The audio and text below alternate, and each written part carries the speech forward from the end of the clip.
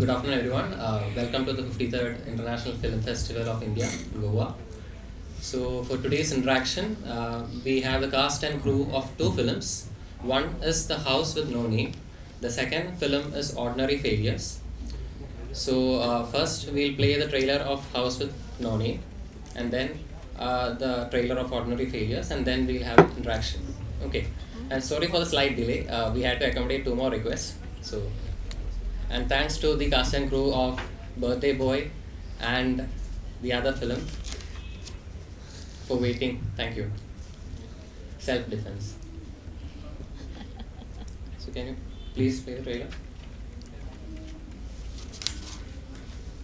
সুকাকার ভালোবাসার হাঁপানি রুচি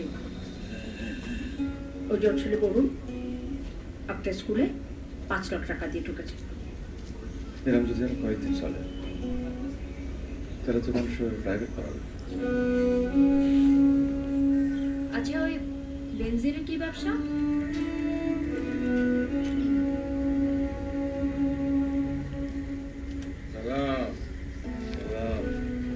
শেষ পর্যন্ত একটা সুইপার, কি অসাধারণ সব ভাড়াটিয়া।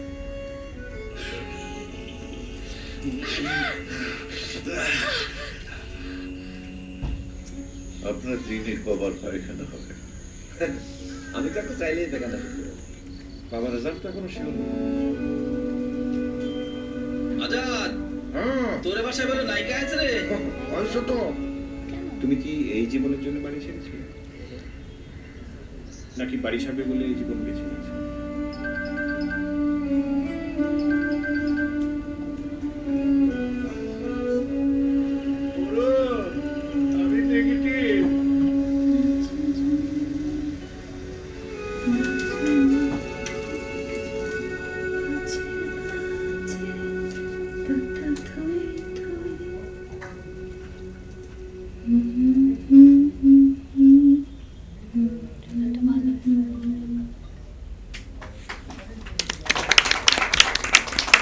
Lights, please.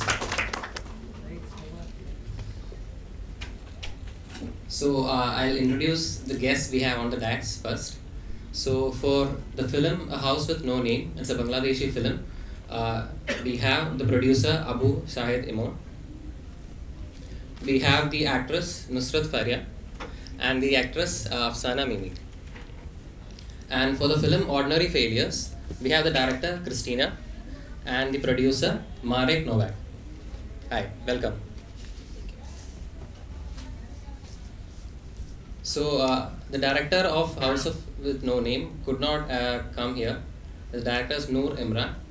So we'll start with the House with No Name. So the producer Abu Sahid Emon. Hi sir. Hi. So what convinced you to back this project? And can you share your thoughts on the film? Hi, is push. Hi. Hello. Yeah, can you hear me? Okay. So I'm Abu Shahid Imon. I have been coming to IFFI since 2014. My first film as a director came here, and since then, like many projects came in IFFI. Also, like we had this Bangladesh country focus in 2019. During that time, also several other projects of my producing project and also directing project was here. So I have been a regular to be in IFFI, and I think this kind of film, like when I try to back up or produce, one thing that always made me interesting to there are different diverse type of audience that you have, but within your own country the audience types are the people who grew up with your own cultural landscape. So what happens is that within that cultural landscape sometimes you don't reflect your own story, but when the story gets very original and authentic and it travels to the film festival, maybe it's for 200 or 300 people watches multiple multiple screenings. But I think as a filmmaker we really get inspired from those 300 or 400 people. I'm sure that every filmmaker who attends in the film festival circuit, they will agree with that, because that gives a very different, because you don't know them, who are the audience, you will never know their names, where they came from, what kind of mental state they were, but they appreciate or don't appreciate makes you keeps on going. So this is one of the reason that I actually kind of like backing up this kind of project. And last year actually my another produced film was in the international competition, and we were like doing press conference in the same room. So I was kind of like recalling the memory, and yeah, I'm good to be back here. And for I think I back up this kind of project just because in my soul I'm a traveler, and traveling with the thing that you love to do is like always the best thing to do. So basically the film is about a heroine, right? Who Yeah. returns to her childhood home Yes. after a long absence. So did the director also get inspired to, with his childhood, and did he try to portray it on film?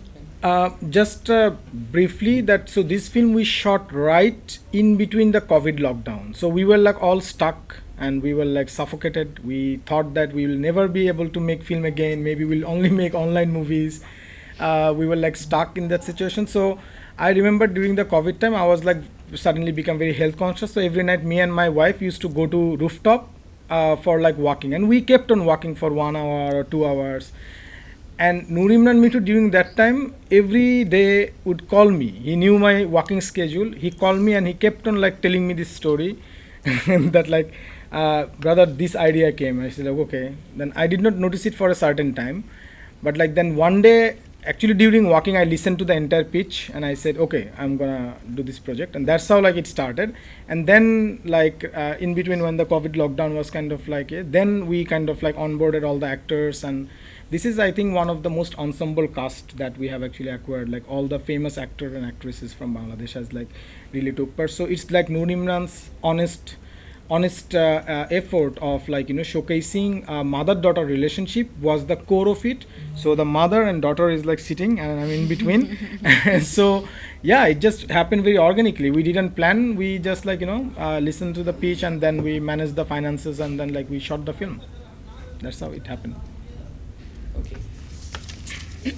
So I'll also play the trailer of the other film, Ordinary Failures, and then we'll get into the interaction.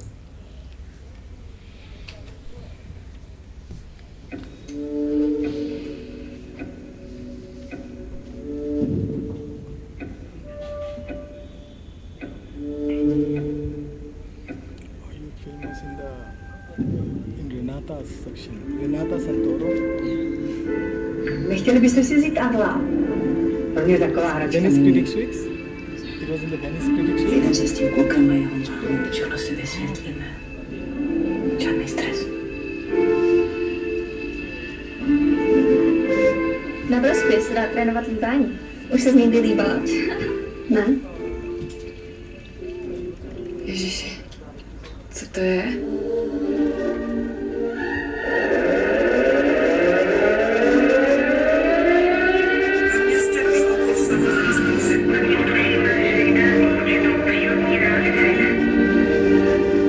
S některými maminkami jsme si říkali, že bychom vám mohli doporučit pár dobrých psychologů.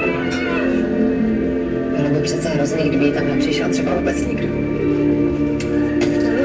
Já přece nemusím řešit tátův odchod s každým.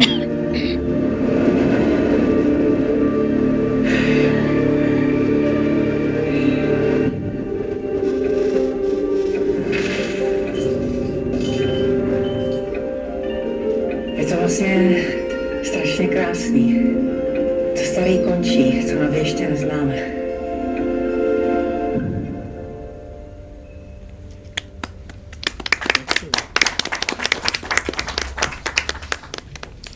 So The Ordinary Failures is about a misfit teenager, an anxious mother and a recent widow who see through their day interrupted by a mysterious natural phenomenon. So as their world descends into chaos, the three women struggle to find their place in life. So it is directed by Kristina Grosner, and we have the producer, Marek Novak. So Kristina, ma'am, can you share some thoughts about the film? Yes, hello everybody, namaste, namaskar. I'm so sorry that we mixed up a little bit the schedule, and thank you for accommodating us last minute. Okay. We started to work on this project way before the COVID pandemic and before the Ukrainian war, which is very close to us. We were thinking of very strange natural phenomenon taking place in a city, which we don't explain, but it's very much influencing the way these three characters and everybody in that city is living. And for a long time, they're not really dealing with. They're only dealing with the small crises that they have in their lives. And only when they take a step back are they able to overcome certain things. So, but we were thinking of something more related to climate change and capitalism and overconsumption, and it became very strange how similar the events in the world became to the script, because the COVID lockdown, all the uncertainty, all the way that the authorities were contradicting each other, we were scared, we didn't know what's going on, all that was already in our script, but it was, of course, a reaction to something else. So it was a very interesting process to go through reality and our script in parallel. And we're very happy to be here. Actually, it's our first time in Goa and in India at all. And it's a very beautiful experience for us. Thanks for having us. Marek, something about the film? Hello everybody, it's really nice to be here. As Christina said, it has been a journey which started before, obviously, these events which shape very much this modern world. And I remember that at the beginning, when we were talking about this phenomenon which takes place in the story, that we were actually thinking that our concern is that it doesn't resemble terrorism. And then we have crisis of this year and the previous, and so it becomes, it changes in front of our eyes. And of course, as Christina said, that was way before these things happened in the script, and then just the story and reality became much closer, and it suddenly became much less of a sci-fi.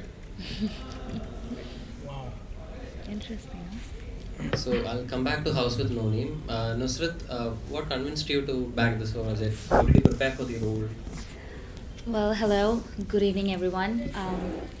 Actually, I have been doing movies. It's been 7 years, but all my movies that I have done so far are pure commercial movies, which is full of songs and beautiful outfits and romancing with heroes.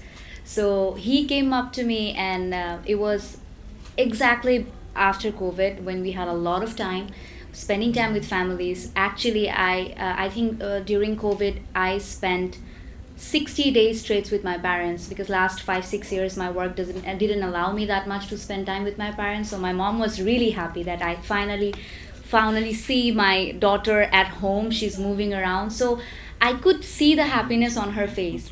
And cut to 48 hours later, Imon Bhai called me and said, you know what, Faria, I want you to hear this story, and this is about a mom and a daughter.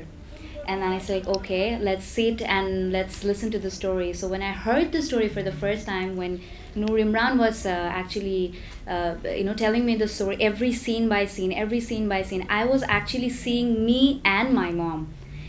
Because how we got close during the pandemic, because we had a lot of, we both have a busy schedules and differences in our lives, so we got together under one same roof. And this is about actually the relationship between a daughter and a mom. And sometimes we tend to lose that during our busy schedule because we are always working, but those emotions are very valuable to us, and that was actually the USP for me signing the movie. And also working with this legend. She's a big legend from Bangladesh, and we grown up seeing her work, and she was the perfect the icon of pretty and beauty, and now she's playing my mom. I was like, I'm not gonna miss this opportunity. So yes, of course. And Sana ma'am, how was the experience playing the role of the mother in the film? The character was really tough to touch, because the crisis was between the mother and daughter, the relationship. But this mother, whose profession is to abort, so do abortion for the unexpected children. So it was very difficult, no? At one side, she is destroying a child's possibilities to come into the world, and on the other hand, on the other side, she is really, she has really that craving for, to meet her daughter and to embrace her. So it was quite difficult, and yeah, thank you. I mean, of course, to my producer, to have that trust upon me, and I'll yeah. just add a very small thing, that is Mimi Appa, I mean, like we call Appa because means sister. So she was not actually working as an actor for quite some time. How long you took a break for? It's almost 18 years. She took an 18 years break and she was not really like, and then like luckily her comeback two projects, one and both of the films are playing at IFFI this year. There was the screening of the other film like this morning, and yesterday was the screening, and I produced both of the films. So I'm like very lucky to like push her out of her like thing and like kind of bring her out. And also she's acting in one of the directing project that I'm actually shooting next month. So She's like everywhere. so she's kind of, and after coming back already she got like a major award for one of the like for her acting comeback. So like we always wanted like good actors to come back and like Yeah, and work it on was there. a great experience to work in this film, and yeah, it's a very wonderful moments we are sharing together now in this IFFI platform. Thank you. So I'll open the floor for questions. Anyone wants to ask any questions? Yeah. I have a question for Nusrat. Yes. You're playing an actress in this film as well. Yes. And you're an actress in real life. So Yes. how is that actress different from the actress you in real life? Like, are there differences? Did you prepare differently for that character, for this character? Well, to be very honest, the journey of being an actress is always difficult for a girl who belongs to a conservative country like from Bangladesh, because my family background is like an army family background, and they actually don't approve women or girls to work in this platform. They do allow, but not that open armly. So initially when I started working at the age of 14, I had a lot of fight with my parents, my mom, dad, everyone. I stayed almost out of the house for almost 2 years because I was really passionate about this job.